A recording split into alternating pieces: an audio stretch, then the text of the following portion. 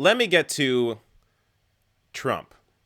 Now, I don't talk about Donald Trump very often on my channel, and it's largely because he is covered so often in other places.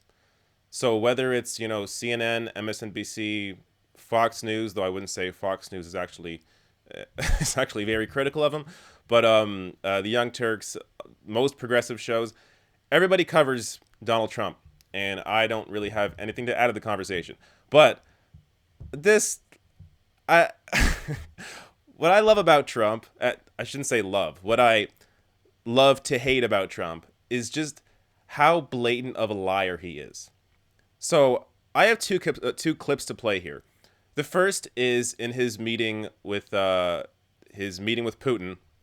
and what he says about Russia's potential involvement in the election, and then skip to the next day where he completely backtracks and pretends like he didn't actually say that. So first, let me play this clip. It's about a minute and a half long of what Trump initially said when he was standing beside Putin.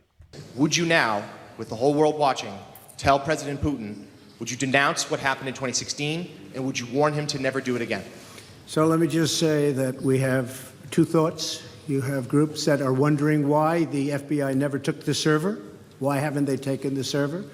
Why was the FBI told to leave the office of the Democratic National Committee? I've been wondering that. I've been asking that for months and months, and I've been tweeting it out and calling it out on social media.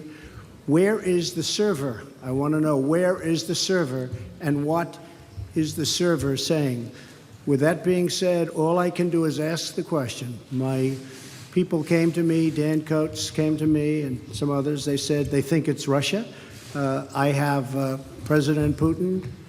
He just said it's not Russia. I will say this. I don't see any reason why it would be, but I really do want to see the server. Okay, that was enough of that. So you get the gist of it. Now, the quote in that I want to focus on here is when he said, quote, "I don't see any reason why it would be Russia." So that's what he said. He's asked about, are you going to now concede that Russia was involved, or not involved, but try to interfere in the election? Now, look, we can have a whole other debate about how much interference there actually was and how much it affected the election. Honestly, I don't think it had much of any effect on the election, but that's not what I'm focusing on here. What I'm focusing on here is just a straight up lie. So here in this clip, he said, "I don't see any reason why it would be Russia." Now look what he says. I think the very next day, or it was 2 days later, but no, I think it was the next day. So in that first clip, he said, "I don't see any reason why it would be Russia." Now look at what he says. Let me be totally clear in saying that, and I've said this many times, I accept our intelligence community's conclusion that Russia's meddling in the 2016 election took place. Could be other people also. There's a lot of people out there. There was no collusion at all. And people have seen that, and they've seen that strongly. The House has already come out very strongly on that. A lot of people have come out strongly on that. I thought that I made myself very clear by having just reviewed the transcript. Now, I have to say, I came back and I said, what is going on? What's the big deal? So I got a transcript, I reviewed it. I actually went out and reviewed a clip of an answer that I gave. And I realized that there is a need for some clarification. It should have been obvious. I thought it would be obvious, but I would like to clarify just in case it wasn't. In a key sentence in my remarks, I said the word would instead of wouldn't. The sentence should have been, "I don't see any reason why I wouldn't, or why it wouldn't be Russia." So just to repeat it, I said the word would instead of wouldn't. And the sentence should have been, and I thought it would be maybe a little bit unclear on the transcript or unclear on the actual video. The sentence should have been, "I don't see any reason why it wouldn't be Russia." What? What do you say to that? Does anybody actually believe this? Really? Even Trump supporters, you have to... have to have some awareness, especially if you have kids. Now, I don't have kids, but this is how kids lie. I remember being a kid and lying about things, and this is the kind of lie you would tell. Oh, I said that. No, I meant to say wouldn't. Or I meant to say, yeah, wouldn't. Why wouldn't it be Russia? I what's going on? How is there are moments like this where I have to stop and realize that this guy is the president of the United States. Because we have gotten so used to this that this isn't really even news. I mean, this was covered, but this isn't this isn't really considered important news. Just simply because of how often Trump is like this. This is who he is. He lies all the time. So another lie is just another lie on the pile. But this is one that is just so obvious. Now, again, I don't really care too much about Russia's potential interference in the election because ultimately I don't think it had any real impact. That said, whether you think there was interference or not, you should clearly be on the side of wanting to protect the elections and ensuring that there isn't interference into future elections. Now, again, I feel like every time I have to talk about this, I have to also remind people that, corporations are embedded in elections, in the election process. Money is embedded in the election process. And you can say that corporations have stolen many elections. And how is that any better than Russia potentially interfering in an election?